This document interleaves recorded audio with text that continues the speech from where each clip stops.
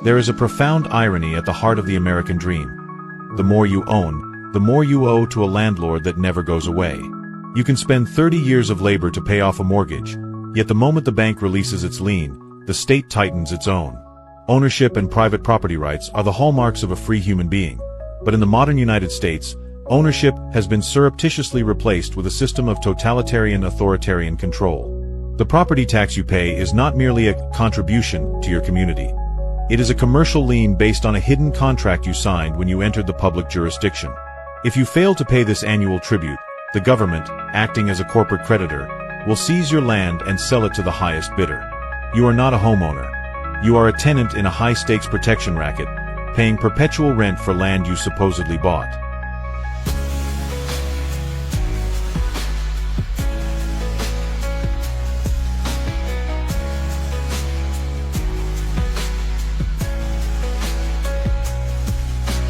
The property tax. The notion that you could totally pay off your property that you bought back in 1960, 70, or 80 or whatever for a really, really good price, and then somebody came along with a pencil or pen or logged it in on a computer what they thought the price of your property should be, and then they adjusted your taxes up so that even after you paid for that property decades ago, you're still paying essentially rent to the government in order to keep the property that you supposedly own.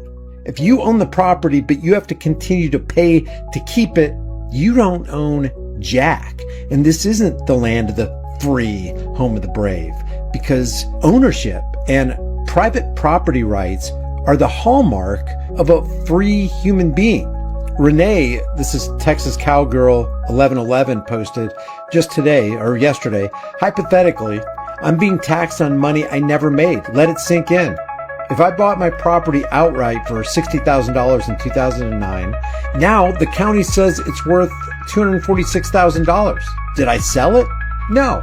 Did I make a profit? No. Did I get a check for $246,000? No. But my taxes jumped like I did. That's the problem. This isn't income. This isn't cash. This is a number someone decided on paper, somebody you don't even know. And now I'm being bullied for it. You're being threatened. If you don't pay, we are going to put a lien on your house. We're going to levy your house. We're going to foreclose on your house as though it were their house. How could they do that unless they actually think, well, we own this property. You pay rent to us. If you stop paying the rent to us, we're going to kick you off of the property you think is yours. If my stock portfolio doubles, I don't pay taxes until I sell. That shouldn't even be a reality.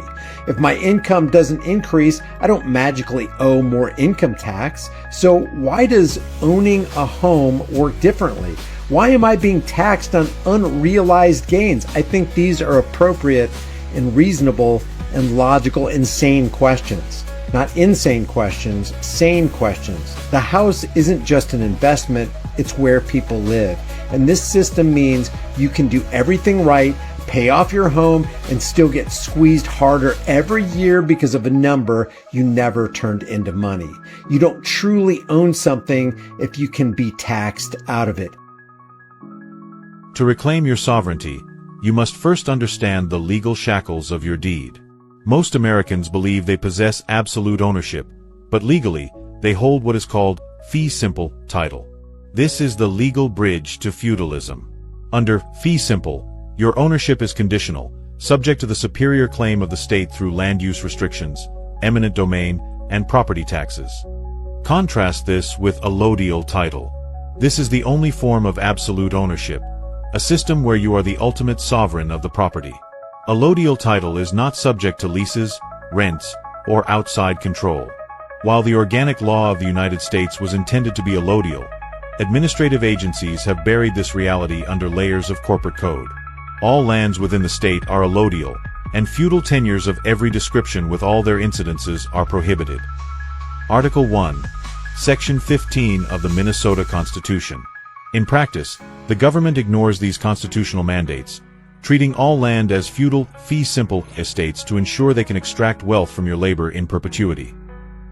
This person mentions allodial title, but there's no context for it. You know, it's funny because my dad always used to say about Minnesota property, it's allodial title. The bastards can't tax it. But we need to understand what allodial title is. There are two different types of title under which property real estate is held. One of them is feudal title, and the other one is allodial title. Under a feudal title system, the property that you occupy and that you manage is not ever truly yours. It's always subject to some higher authority or some superior power, like a king or some kind of government or a landlord. Property system that existed in Europe for centuries was a feudal title system. Tenants of that property worked the property and they were able to enjoy some of the fruits of the produce from that property, but it was always subject to leases, to rents, and to superior control by the landlord or the king, right? The United States set up a system of allodial title. Allodial title is a system under which there is no conditional ownership. The person who owns the property is the ultimate superior sovereign of that property. It is not subject to rents. It is not subject to leases. It is not subject to some outside control by a higher authority. Allodial title means full ownership with no superior claim on that property. Now, here's the problem with that idea. Even though the Minnesota Constitution provides for allodial title, the fact of the matter is it's a feudal system. And the reason is because there are three types of claims that government agencies can put on property. Number one is land use restriction. The government can tell you what you can do on your property and what you can't do on your property. The other claim to the property is eminent domain, where a government can step in and say, we're going to take your property for public use. Now, they have to give you compensation at fair market value if the government's going to take your property for public use. But the fact is, they can take your property for public use. And then the third one, and of course the most common one, everybody's favorite, is real estate taxes. Every single year, year in and year out, even after you've paid off the bank and even after you've covered every other expense for that property, local governments, county governments typically, come in and assess the value of your property and say, okay, now you get to pay us X dollars of real estate taxes for the right to own that property. If you don't pay the real estate taxes, you lose title to your property. All right, so that's a feudal system, friends. It's not unconditional ownership. It's not absolute ownership. It's subject to the control of some higher power, in this case, a government entity. I actually testified before the Minnesota Senate on this very issue in the mid-1990s. The legislature of the state of Minnesota was talking about jacking up property taxes here and there. I appeared before the Minnesota Senate and I testified about Article 1, Section 15 of the Minnesota Constitution, which nobody reads, by the way, and if they do read it, they don't understand it. Here's what it says. All lands within the state are allodial, and feudal tenures of every description with all their incidences are prohibited, which is a beautiful sentence. It's a beautiful sentence. It prohibits eminent domain. It prohibits land use restrictions, and it most certainly prohibits real estate taxes. But of course, the leftists in the Minnesota legislature, that goes in one ear and out the other, and they didn't,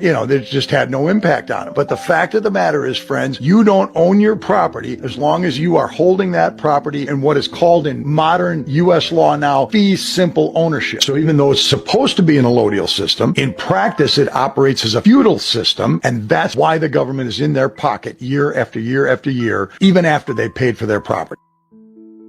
The transition from a private sovereign to a public subject occurs the moment you identify yourself as a U.S. citizen.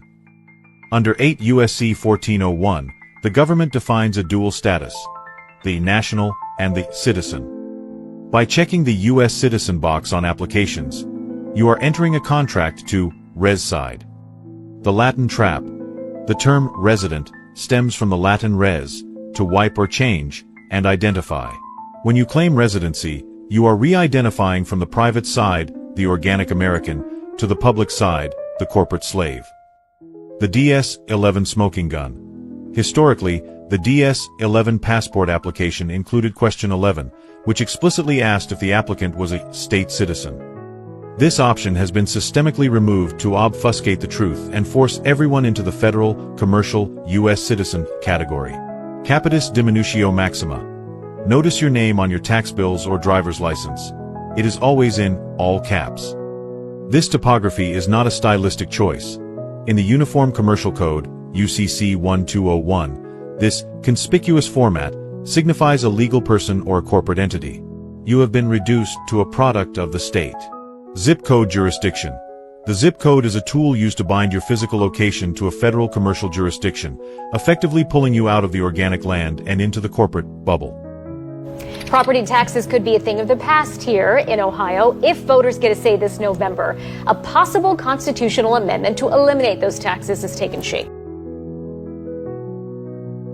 Homeowners are waking up to the reality that they are being bullied for unrealized gains.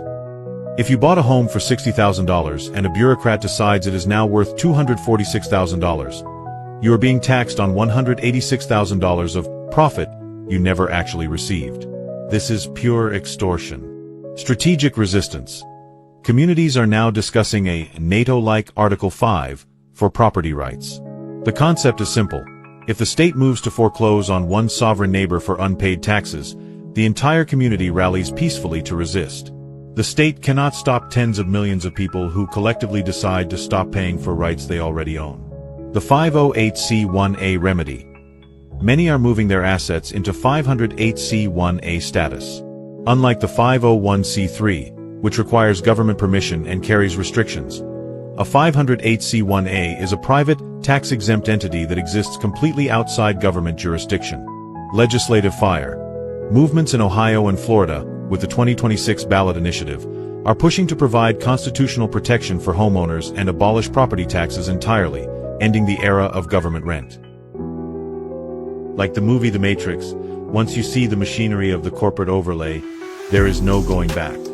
You have been living in a system that views you as a member of a corporate gang rather than a sovereign of the land. The Declaration of Independence provides the mandate. When any form of government becomes destructive to life and liberty, it is the right and the duty of the people to abolish it.